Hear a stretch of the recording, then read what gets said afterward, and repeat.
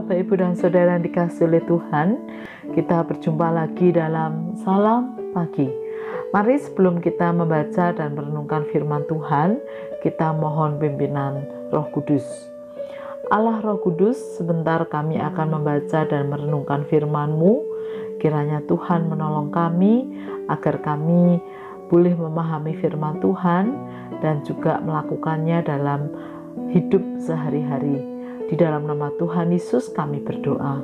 Amin. Bapak, Ibu, dan Saudara, pembacaan firman Tuhan pada pagi ini dari Ayub pasal 18 demikian. Maka Bildad orang Suah menjawab, "Bilakah engkau habis bicara? Sadarilah, baru kami akan bicara. Mengapa kami dianggap binatang? Mengapa kami bodoh dalam pandanganmu? Engkau yang menerkam dirimu sendiri dalam kemarahan, demi kepentinganmu kah bumi harus menjadi sunyi dan gunung batu bergeser dari tempatnya? Bagaimanapun juga terang orang fasik tentu padam, dan nyata apinya tidak tetap bersinar. Terang di dalam kemahnya menjadi gelap, dan pelita di atasnya padam. Langkahnya yang kuat terhambat, dan pertimbangannya sendiri menjatuhkan dia. Karena kakinya sendiri menyangkutkan dia dalam jaring, dan di atas tutup pelubang ia berjalan. Tumitnya tertangkap oleh jebak, dan ia tertahan oleh jerat. Tali tersembunyi baginya dalam tanah, perangkap terpasang baginya pada jalan yang dilaluinya. Kedahsyatan mengejutkan dia di mana-mana dan mengejarnya di mana juga ia melangkah. Bencana mengidamkan dia, kebinasaan bersiap-siap menantikan dia jatuh. Kulit tubuhnya dimakan penyakit, bahkan anggota tubuhnya dimakan oleh penyakit parah. Ia diseret dari kemahnya, tempat ia merasa aman, dan dibawa kepada raja kedahsyatan. Dalam kemahnya tinggal apa yang tidak ada sangkut pautnya dengan dia. Di atas tempat kediamannya ditaburkan belerang, di bawah keringlah akar-akarnya, dan di atas layulah rantingnya.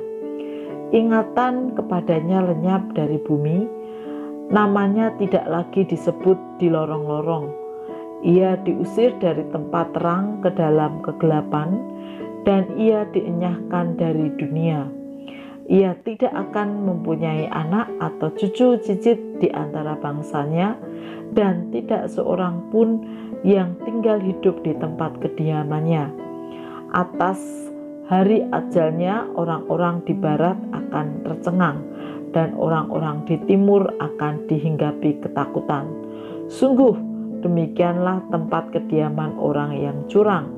Begitulah tempat tinggal orang yang tidak mengenal Allah. Bapak, Ibu, dan Saudara yang dikasihi oleh Tuhan, kunjungan yang dilakukan oleh teman-teman Ayub kepadanya berujung pada perdebatan, bahkan perbantahan yang sangat tajam. Pasal 18 yang kita baca hari ini adalah jawaban Bildad dari perkataan Ayub yang tidak menerima nasihat-nasihat teman-temannya.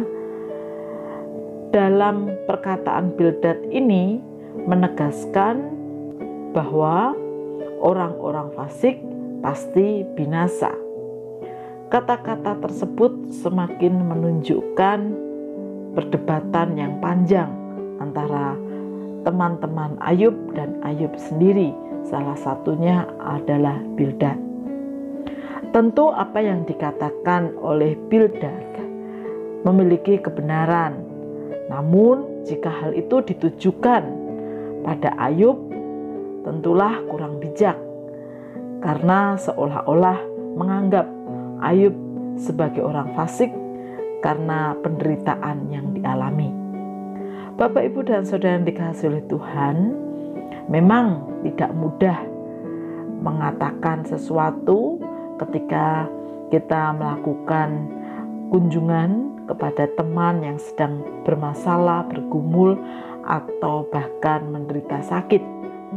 Diperlukan hikmat dari Tuhan agar apa yang kita katakan atau sikap kita sungguh-sungguh menunjukkan empati, sehingga teman yang kita kunjungi dikuatkan, bukan sebaliknya malah tambah menderita atau semakin marah atas apa yang dialami atau orang-orang di sekitarnya.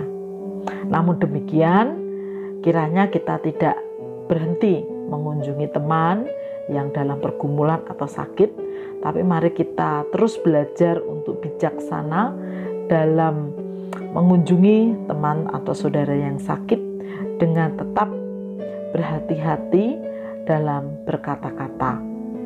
Mari kita berdoa. Tuhan, terima kasih kalau kami sering diizinkan untuk mengunjungi atau mendampingi teman-teman, saudara-saudara yang sedang menderita atau mengalami pergumulan dan beban berat. Dan anugerahi kami dengan hikmat-Mu agar saat-saat itu kami dapat berkata-kata dengan penuh hikmat untuk menghibur, menguatkan saudara-saudara kami. Bantu kami Tuhan untuk melakukannya. Dan biarlah Tuhan menolong setiap pelayanan kami dan setiap pekerjaan kami dan apapun yang kami lakukan untuk kemuliaan nama-Mu. Di dalam nama Tuhan Yesus kami berdoa dan mengucap syukur.